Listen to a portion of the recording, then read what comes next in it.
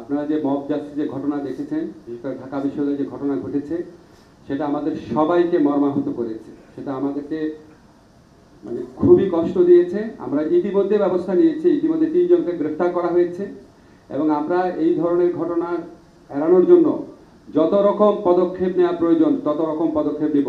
এলো ভিশন মুশকিল আসান অফার, যে কোনো ব্র্যান্ডের পুরনো ফ্রিজ নিয়ে চলে আসুন ভিশন শোরুমে আর নিয়ে যান নতুন ভিশন ফ্রিজ 20% পর্যন্ত ছাড়। আমরা বাংলাদেশে ক্লিয়ারলি বলতে চাই, এখানে কোন রকম মব জাস্টিস, কোন রকম আইন নিজের হাতে তুলে নেওয়া, গণপিটুনি দেওয়া, এগুলি কোনোভাবেই একসেপ্ট করা হবে না। বিচার বহির্ভূত হত্যাকাণ্ড কোনোভাবেই একসেপ্ট করা হবে না।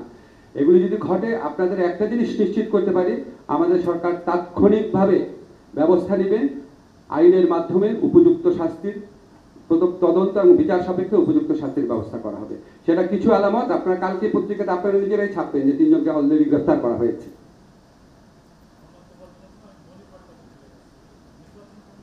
আমাদের সাথে ভারতের এক্সট্রাডিশন ট্রিটি আছে। সেই এক্সট্রাডিশন ট্রিটি অনুযায়ী ভারতে যদি কোনো আমাদের কনভিক্টেড মানুষ থাকেন, উনি সাবেক প্রধানমন্ত্রী হন আর যাই হন না কেন, ওনার এক্সট্রাডিশন বা প্রত্যার্পণ আমরা চাইতে পারি।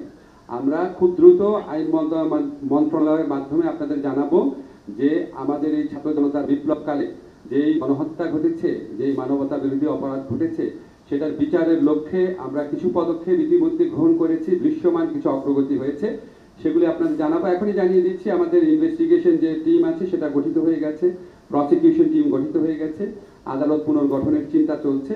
অচিরেই আপনারা দেখবেন বিচার শুরু হয়েছে। বিচার শুরু হওয়ার পর ডেফিনেটলি আমরা এক্সট্রাডিশন চাপবো।